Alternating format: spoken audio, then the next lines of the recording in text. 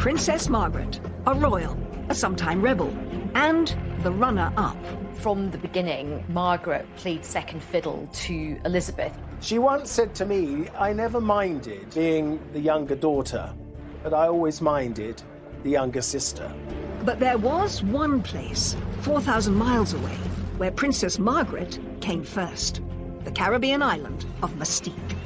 On Mustique, everyone treated her as if she was the most important person in the world. She was able to do things there that she couldn't possibly do at home. I think it did revolve around her. We always wanted her to enjoy herself. In this programme, Princess Margaret's lady-in-waiting and closest friend, Lady Anne Glenconnor, reveals what life was really like during their times together on the island. In the early days... Every day we took a picnic to a different beach. We lived off sort of baked beans and things like that. And the heydays. She said, I've got flying mice in here. I know she liked to drink, but I didn't think she drank all that much. And insiders and experts discuss the glamour and excesses of Margaret's Caribbean retreat. The hedonism, the partying, the love affairs. People disappeared to the beach to have sex. This was the kind of extravagant thing that was to become typical. But her glitzy Mustique lifestyle would come at a price. The Queen said, what are we going to do about my sister's gutter snipe life? Every time she enjoyed somebody's company, Peter immediately said, oh, she's having an affair with them. And Margaret's decadent island life put her in the public spotlight for all the wrong reasons. There's a lot of criticism that she's off having a jolly in Mustique on the taxpayers' expense. But through all the highs and lows of her years on Mustique, it remained the one place that Margaret could escape from the shadow of her sister. It was the only place in the world where she actually had a home that she could call her own.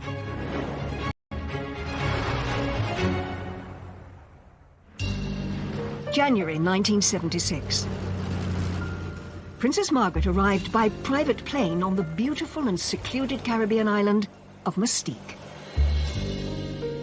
She was here to celebrate the 50th birthday of a close friend. But she was also escaping. Back home, Margaret's marriage to Tony Armstrong-Jones, or Lord Snowdon as he was also known, had broken down. He'd had numerous affairs, and Margaret needed to get away from London and from him. And Mustique was the perfect place. Tony became a serial adulterer. What started the rumours about your marriage? You know more about this than I do, I'm afraid. The media were already making money. Who were concerned.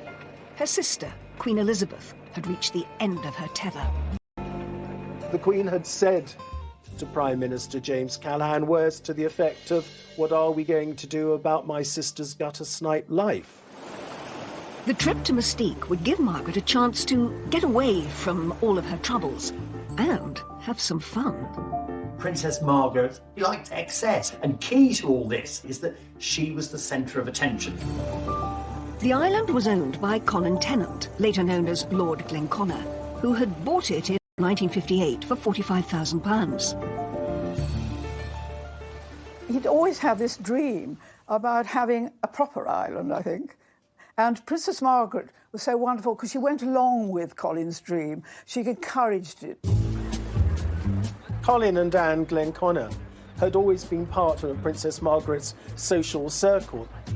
Anne, his wife, was an extremely close friend of Princess Margaret, and she also became a lady-in-waiting. I've known her, really, ever since I was about 3. My family were always great friends of the royal families.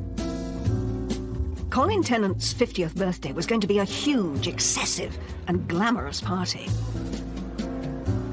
He was an ace putting on parties, and he was really only happy when he was doing that.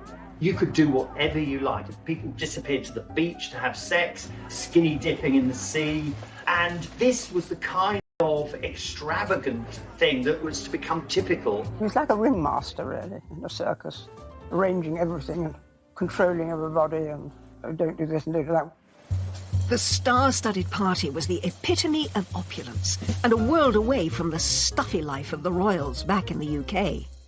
It was like a big house party, really, and everything was gold. There was lots of photographs taken. Bianca Jagger was brought in on a sort of and litter carried by some local boys that were completely naked except for a golden coconut positioned in the right place.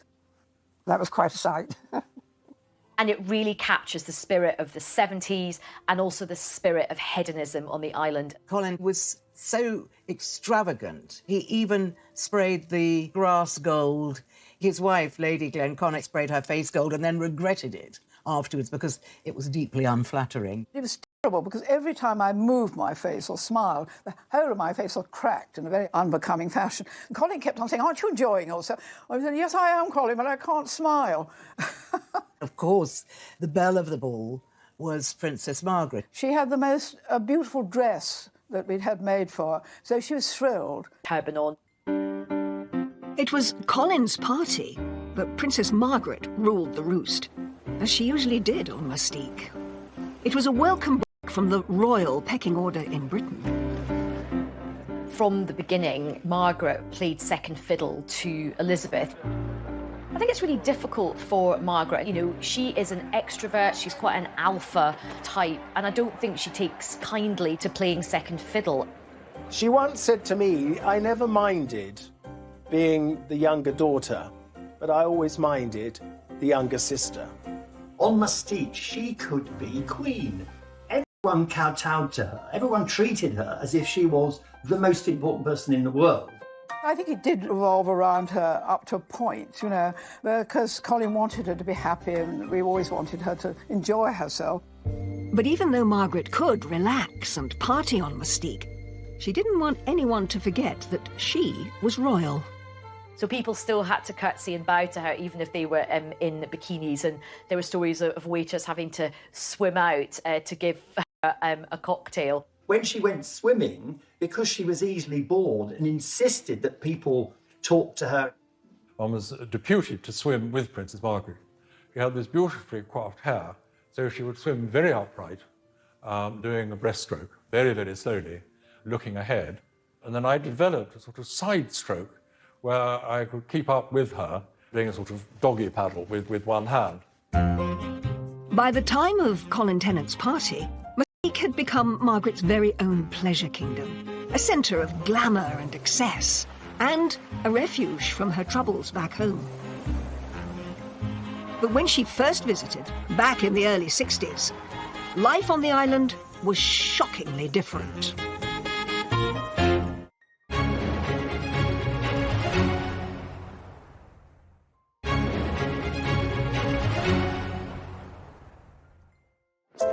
Princess Margaret's love affair with Mustique started in 1960. She first visited the island during her honeymoon tour of the Caribbean with her husband. It is not only a delight, but a sort of miracle to arrive 5,000 miles from England and find oneself instantly and absolutely at home. In those days, the royals had these sumptuous honeymoons, always on board Britannia. She was very familiar with all those Caribbean islands and very at home with them. And the Caribbeans really liked her and kind of understood her. During the trip, Margaret's good friends, Colin and Anne Tennant, invited the couple to visit the island that they had just purchased. 2 square...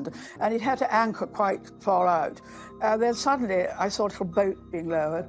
And there we were on the beach, looking pretty sort of scruffy. And these immaculate-looking sailors got out of the boat with a letter from Princess Margaret saying, you know, we've arrived, we long to see you. Mustique, in the early days, was very different to the other Caribbean stops on the royal tour.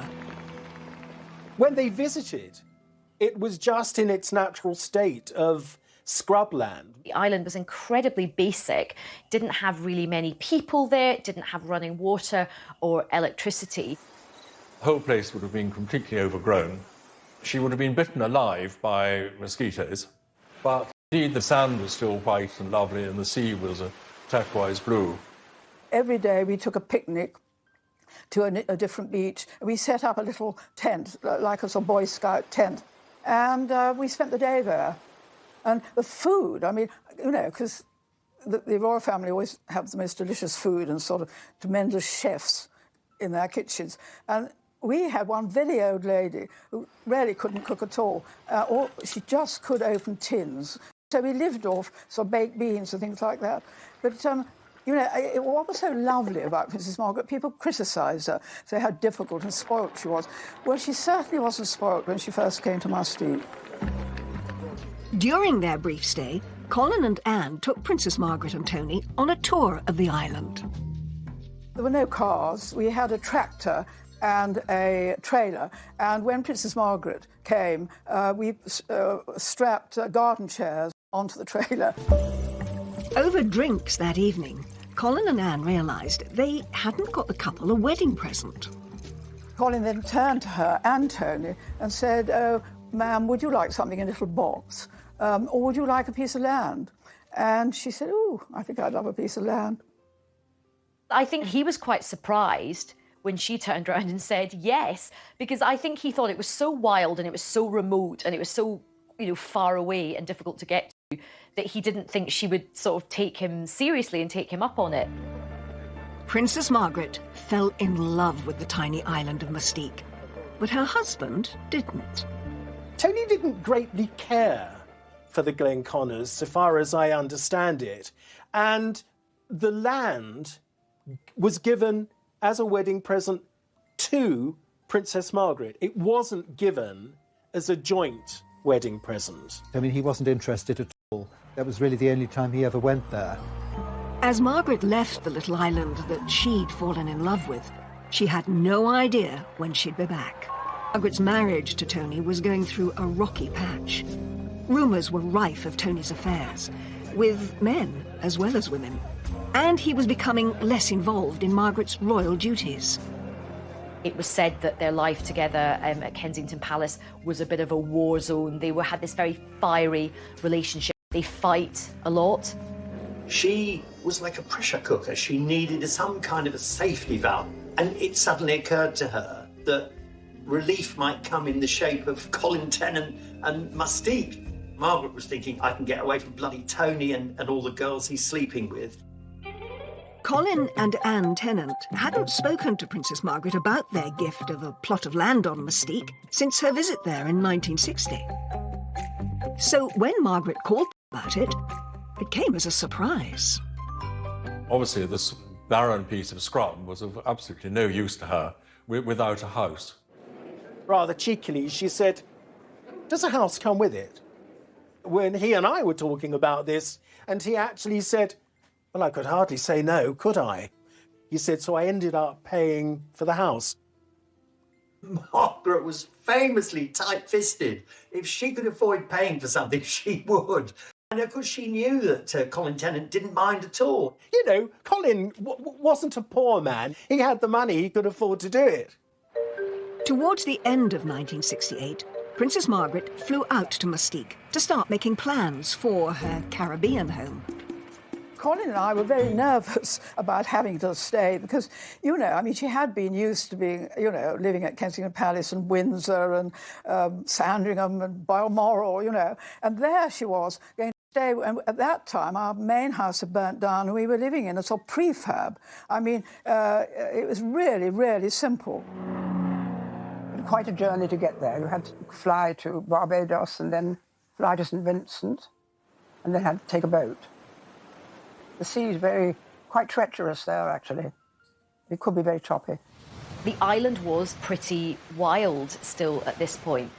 She just got stuck in.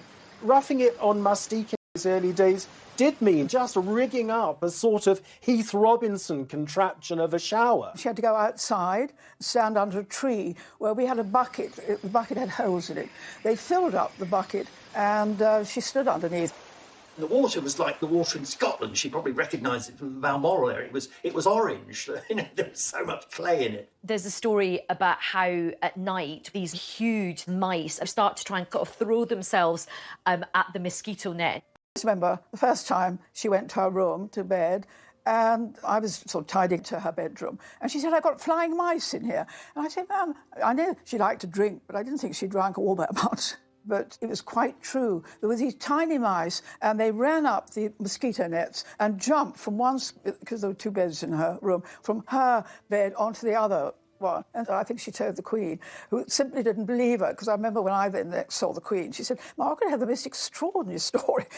flying mice. And I said, well, actually, it was true. There was no easy way for Princess Margaret to get to her plot of land, so she was forced to walk up to it. They had to trek along narrow paths where she might easily have got the royal legs scratched a bit. We dressed her in Colin's pyjamas, we tied string round her ankles and wrists, and out we went to find where we thought she'd like to build a house. So we had this wonderful picture of the Queen's sister in what presumably were oversized pyjamas, trekking over this very rough territory in very high temperatures. It's perched up very high with a wonderful view over the sea below and over the bays and things. And so it must have been heaven to be up there. When Margaret saw the land, it said she wasn't totally happy with the size of it. We suddenly saw her taking the pigs out and disappearing off into the jungle. And Colin said, what are you doing, ma'am? And she said, well, I think I need a bit more land. So Colin said, why? And she said, well, I've got to have gatehouses for my security. She was very keen to have Oliver Messel design the house, partly because she loved his designs. He was an eminent theatrical designer, and she'd seen his house on Barbados and loved it. It is extraordinary that as Princess Margaret demanded more and more, she demanded perfection when the house was being designed. I don't think it ever occurred to her to offer to pay for some of the work. As work on Margaret's house got underway, Colin Tennant picked up the bill for everything. And soon, the princess realised that her new house could be the perfect place to invite her gentleman friends. It was a very discreet spot if she wanted to bring any lovers there. I think it was more because she needed to feel better about herself. She'd been rejected effectively by Tony and she didn't like it. One of the most persistent of Mustique rumours was that Princess Margaret met and had a relationship with a guy called John Bindon. Margaret first met John Bindon when he was on holiday on the island. He is supposed to have shown his party trick to Princess Margaret. With his member. The last thing Princess Margaret was a prude, so she'd have loved his party trick and she'd have laughed. There was a photograph of them together, not in any compromising situation, but of course the rumour mill went into overdrive and there was lots of speculation that they were having this clandestine, illicit affair. He certainly boasted about it, and he talked quite vividly about his affair with Margaret.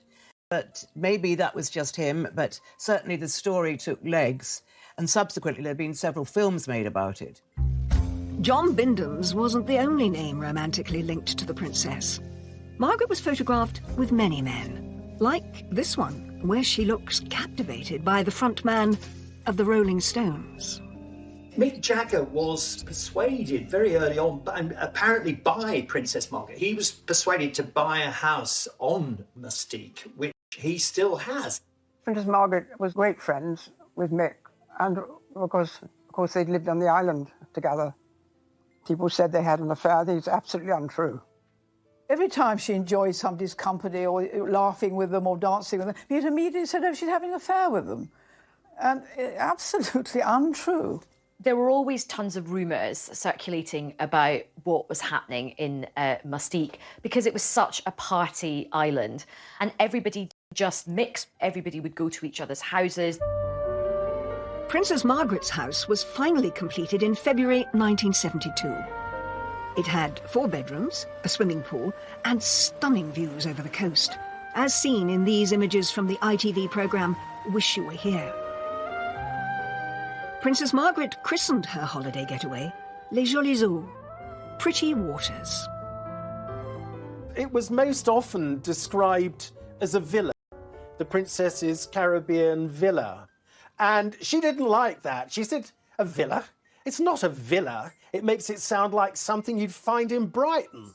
She said it wasn't a villa, it was a single-storey house. It was amazing that she built a house, and that, of course, encouraged other people to come. Interesting thing is it was really the only home she ever actually owned, because in London she lived at Kensington Palace, which is not, which is just where princes and princesses live, but they own those places themselves. One thing that Princess Margaret put on the wall inside her house was a framed copy of Annigone's portrait of the Queen. This stern portrait was an imposing reminder of her royal duty back home. You know, it was one place in the world that she could completely relax. She felt very free there at home. Princess Margaret's house on Mustique was one of 17 estates eventually designed and built on the island by Oliver Messel. But as the island developed and the rich and famous began to flock there, the press began sniffing around. And before too long, that would cause trouble. Princess Margaret's two lives, this party girl who loved living dangerously, combined with the formal role she had as the Queen's sister, was very soon to be thrown into chaos.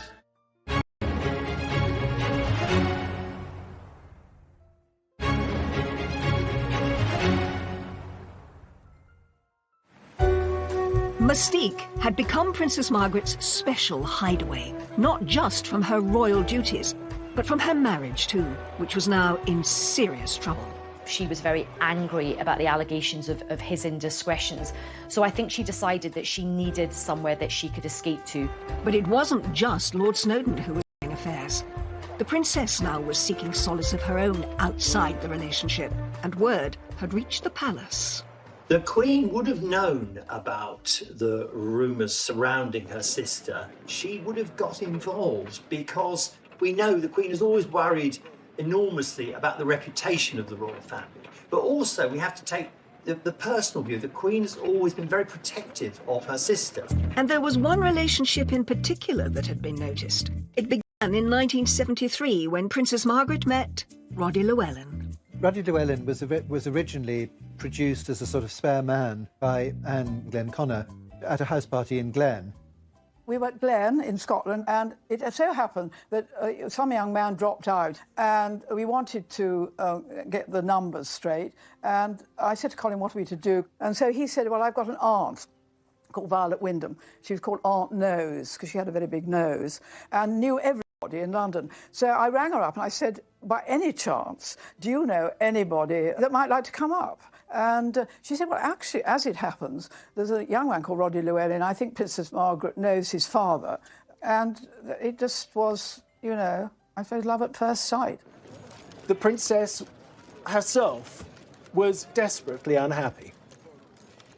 Meeting Roddy gave her back everything. They got on well. They used to sit in the drawing room playing cards together. And I remember going for a walk quite early on with Roddy, and he said, Princess Margaret's so beautiful. Didn't realise she was so beautiful, her eyes. And I just said to him, perhaps I shouldn't. I said, well, Roddy, you tell her, not me. I think Roddy's vulnerability version of her husband. This intimate picture from Lady Anne Glenconner's selection shows them together in the early days of the relationship. They managed to keep things secret largely thanks to Margaret's house on Mustique. It was the most wonderful place for her, you know, for them to be together. Well, I think the Mustique is a perfect place for anybody who's having a love affair. It's a perfect setting for that, because you've got the privacy, you've got the, you know, all the beautiful weather and the beaches. Mustique gave the couple privacy and protection far away from prying eyes. He was always finding shells or doing something in the garden, because, of course, he was a gardener. They were always sort of doing something together. Then, at some point in 1976, a press photographer arrived on the island. Colin Tennant had been a very jealous monitor of who could and who couldn't visit Mustique. But he had at some time then decided it was good for business to have upmarket groups visit the island. But in 1976, unknown to anybody on the island, one member of the group that had been allowed to visit was one of Rupert Murdoch's employees, an Australian journalist. And he seized the moment with his long-distance lens. The photograph was taken, it was sent back to London, so the relationship became public knowledge. The photo, published in the News of the World, stunned Britain. It's pretty evident that they are in an intimate relationship, and very, very close to each other. You can just tell that from the body language. But I think it was a pity it got out, you know. Prying into people's privacy. Well, that's what the press do, don't they? The photo of Roddy and Margaret gripped the nation, and the press went into a frenzy. Lord Snowdon, Princess Margaret's husband, was overseas at the time. I'm naturally desperately sad in every way. He was furious because he looked like he'd been cuckolded by a younger man, and that didn't appeal to his vanity.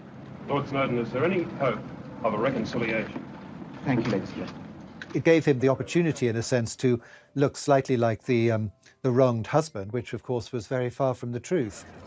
It was the final straw, really, in the marriage, because the following month, in March of 1976, Princess Margaret and Lord Snowdon officially separated. Although Margaret had endured years of infidelity, the public and the press now turned against her. In a sense, it opened the floodgates to press criticism and general criticism. They would sell more newspapers if they wrote about a princess behaving badly. They were on the lookout ever after for princes and princesses who were behaving badly. This ushered in, I think, a greater level of press intrusion into the royal family. After the images of Roddy on Mustique emerged, talk turned to the possibility of the first royal divorce in 4 centuries. It was a bruising time for Princess Margaret. She had lost public support because I think people were quite horrified by the Roddy Llewellyn affair. So, you know, her rating with the public had fallen hugely. Once again, Margaret turned to her sanctuary, Mustique. Margaret's separation had put pressure on her relationship with her sister, who'd always hoped that the marriage could be saved. But in 1977, the Queen paid a visit to her sister on Mustique. The Queen was on a Silver Jubilee tour of the Caribbean. She still had the Royal Yacht Britannia, so they were able to pay Princess Margaret a visit. Margaret was absolutely delighted when the Jubilee tour of 77 brought the Queen and Prince Philip to Mustique. I mean, she'd been longing to show her sister her house. You know, Colin was so excited to have them there, of course. Well, we were all absolutely thrilled, I can't tell you. Colin nearly fainted with pleasure, but he thought he'd never get the Queen to come to Mustique. But it was tremendous. Anwar Hussain was one of the few photographers permitted to capture the extraordinary moment. The Queen visited her sister on the island. Queen was on Britannia, and I had a number of the PR. I arranged him. I said, look, we want to come, and it's a historic moment. Queen has never been to Mustique, and they like these sort of pictures I did of Queen looking more natural. It would be Queen Elizabeth's first time on the island that had meant so much to her sister over the years. They had a little boat to bring them into a little jetty. See the way they arrived. They had made a special gown, and where they walked through it, and it was sort of very rustic. And the little kids, local kids, came and joined, dressed as fairies, and I think it was quite a little personal touch. The locals were meticulously coached for the monarch's arrival. I taught them how to curtsy and taught the men how to bow. And I said, you know, when the Queen comes, you stand up. Well, when the Queen got off, they never moved. They sat absolutely on their seats. And I could see her so graciously going and looking and smiling. The Duke of Edinburgh, of course, being the Duke of Edinburgh, the minute he got off, he turned to Colin. He was actually quite rather dashed by that. During the Queen's visit to Mustique, the partying, the extravagance, the outrageousness, that would have all been put on hold. Colin Tennant would have been on his best behaviour. She would have visited her sister, but it all would have been very, very low-key, no wild parties. The vehicle laid on for the Queen to travel the island was rather different to what she might have been used to back home.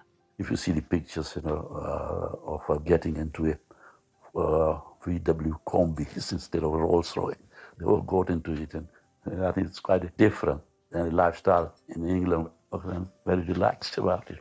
Despite the very informal feel, the trip was a success. they got to Macaroni Beach, it was so wonderful that the Duke of Edinburgh swam from one side of the bay to the other, and the Queen jumped into the sea. I think the fact that the Queen went swimming in Mustique shows you how secluded Macaroni Bay was, particularly to think that, you know, the Queen was able to swim without prying eyes, and nice to know that the Queen got to do something just fun for her and wasn't always on duty. And I think what was nice was she had a lovely relaxing day. Just one or two people had lunch with her and Princess Margaret. Colin and I did, obviously.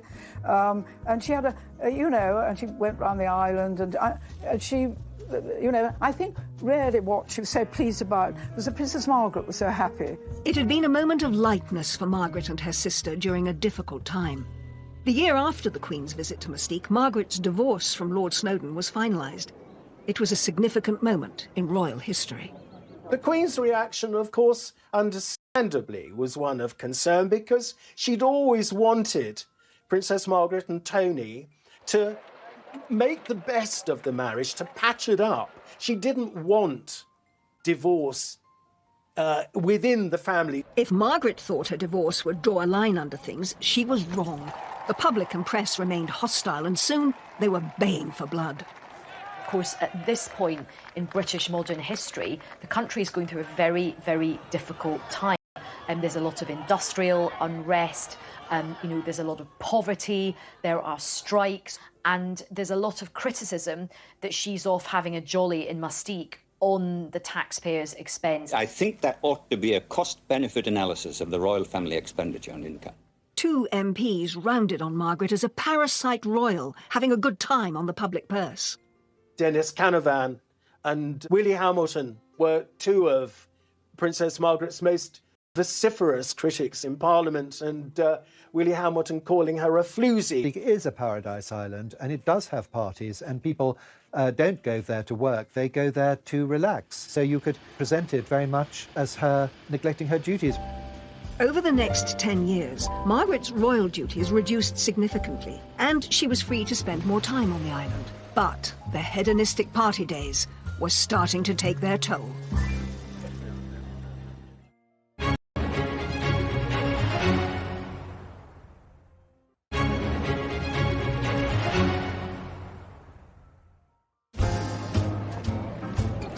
After a turbulent time on and off Mustique during the 1970s, Princess Margaret finally separated from Roddy Llewellyn in 1980. The princess's relationship with Roddy had lasted for 8 years. But in 1981, he married a very charming and talented lady called Tanya Soskin. She knew Roddy wanted to get married. She accepted it. She made friends with his wife so that, she would be able to see him again. And when he had his 3 lovely daughters, she was always interested in them. Margaret remained officially single for the rest of her life, but she still loved a good party. And in 1986, Colin Tennant hosted a celebration for his 60th birthday on Mustique. And it was a glamorous and opulent affair. Colin had chartered this enormous, great 400-foot sailing vessel. And so, again, the great and the good were treated to a week of wonderful parties, culminating in the Peacock Ball. We started off in St. Lucia. We went to Martinique, and then we had parties on all the different islands. Princess Margaret didn't come on the boat. She was in her house in Mustique, and she gave a wonderful lunch, which was a sort of festival of bobbing apples, champagne. Anyway, it took 2 years to plan this party, and we had special dresses for about 6 people, including Princess Margaret. The Peacock Ball was a star-studded night, as this extraordinary photograph shows. But royal tradition dictated that Princess Margaret should be the last to arrive. Princess Margaret was not going to arrive until all the guests had arrived. And there was one to come, who of course was Raquel Welch. Anyway, eventually there was a stalemate, and the Princess Margaret then came in and was greeted by Colin and Anne, and then Raquel Welch came in. Raquel Welch was always late for everything, so she actually was later than Princess Margaret, which was slightly irritated Princess Margaret because she's always meant to be the last person to arrive. As seen in this intriguing photograph, the evening saw Colin adorned in a crown of his own. The culmination was the crowning of Colin as the King of Mustique.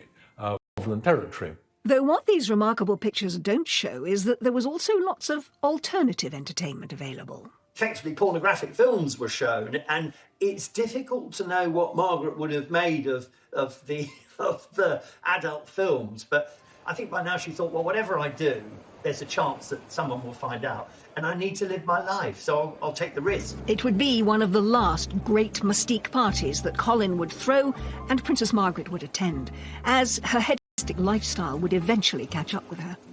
Well, Margaret had always been a smoker and she'd always been a drinker. And eventually this took a toll on her health. And she had part of her lung removed, which is in fact what had happened to her father, King George VI. Whilst Mustique was the location for some of the best times of her life, it was also where her well-being began to suffer. In the 90s, Margaret really saw her health decline, and she ended up having a couple of small strokes while she was at Mustique. On her way to a hospital in Barbados this evening, Princess Margaret, with sun hat and sunglasses, before tests to see how soon she can return to Britain to convalesce after her mild stroke. The most significant event, however, was when Princess Margaret suffered severe burns to her feet in 1999. The thermostat on the boiler wasn't working properly, and she thought she was turning off the hot tap. She turned off the cold, and this boiling water, she was standing up, went straight on her feet. She rang me up and she said, Anne, I don't want anybody coming in except you. And I looked after her night and day. And I remember one day I was quite tired because, you know, I had to help her in the night if she wanted to go to the bathroom and that sort of thing. And so I said, would you mind, she had 2 single beds in her room, I said, would you mind if I got into the next door bed and we could watch some videos and, you know, I could be company. Oh, she said, yes, is it like boarding school? Because she'd never been to boarding. I said, it is a bit, except at boarding school you can't lie in bed watching videos. But, you know, personally, any time I did ring the Queen up, I said, ma'am, could you help? And the doctor thinks she's well enough to go on Concorde, because in those days Concorde came to Barbados. So we flew back and she went to hospital. But her feet really never recovered. By this time, Les Jolies Eaux had been gifted to Margaret's son, Viscount David Linley. The villa had been signed over to him to celebrate the 1996 wedding to Serena Stanhope. I think that most people like a sense of continuity, and I think Princess Margaret probably did hope that it would go on being a happy home for her descendants. But as with so much in her life, Princess Margaret's hopes and dreams did not quite come into fruition. In 1999, Viscount Linley put the villa up for sale.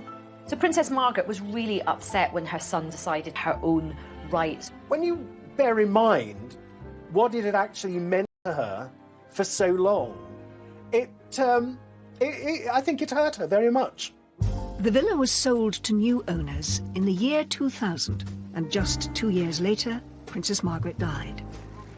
Draped in her own blue and crimson standard, Princess Margaret's coffin leaves the King Edward VII Hospital late this afternoon. Her ashes were placed in a tomb with her father, King George VI.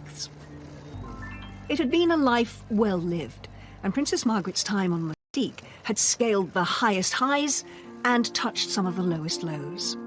I think lots of Margaret's life became so entwined with Mustique, you know, the high points of her life, you know, the hedonism, the partying, the love affairs, but also the bad times as well. The scandal of her affair with Roddy becoming public, and the heartache that brought her and the rest of the royal family, and of course some of her health issues. There's little doubt Princess Margaret's life on Mustique did much to change the perception of royalty in the 20th century. She opened up the family, not just to the reality of divorce, but then she also opened up the royal family to the kind of criticism that we saw with Prince Charles, that we saw with the Duchess of York and Prince Andrew. Probably none of that, or much less of that criticism, that focus, would have happened but for Princess Margaret's behaviour on Mustique. Margaret's legacy will forever be tied to an island a little more than 2 miles across, 4,000 miles away. OK, Colin bought the island, Colin developed the island, it became this hedonistic paradise. But it was Princess Margaret that put it on the map. And it was the only place in the world where she actually had a home that she could call her own. The Queen thanked Colin and me for giving Princess Margaret so much happiness in her life with Mustique. I felt so quite relieved that she felt that we had, you know, what we had done for Princess Margaret, she did approve of.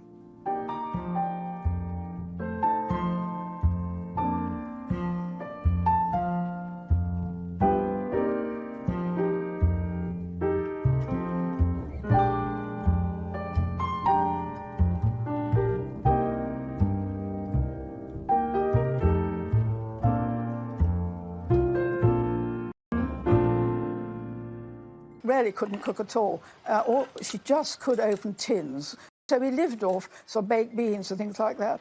But, you know, what was so lovely about Princess Margaret, people criticised her, say how difficult and spoilt she was. Well, she certainly wasn't spoilt when she first came to Mustique. During their brief stay, Colin and Anne took Princess Margaret and Tony on a tour of the island. There were no cars. We had a tractor and a trailer. And when Princess Margaret came, we strapped garden chairs onto the trailer. Over drinks that evening, Colin and Anne realised they hadn't got the couple a wedding present. Colin then turned to her and Tony and said, "Oh, ma'am, would you like something in a little box? Or would you like a piece of land?" And she said, "Oh, I think I'd love a piece of land." I think he was quite surprised when she turned around and said yes, because I think he thought it was so wild and it was so remote and it was so, you know, far away and difficult to get to that he didn't think she would sort of take him seriously and take him up on it. Princess Margaret fell in love with the tiny island of Mustique, but her husband didn't. Tony didn't greatly care for the Glenconners, so far as I understand it, and the land was given as a wedding present to Princess Margaret. It wasn't given as a joint wedding present. I mean, he wasn't interested at all. That was really the only time he ever went there. As Margaret left the little island that she'd fallen in love with, she had no idea when she'd be back. Margaret's marriage to Tony was going through a rocky patch. Rumours were rife of Tony's affairs, with men as well as women. And he was becoming less involved in Margaret's royal duties. It was said that their life together at Kensington Palace was a bit of a war zone. They had this very fiery relationship. They fight a lot. She was like a pressure cooker. She needed some kind of a safety valve. And it suddenly occurred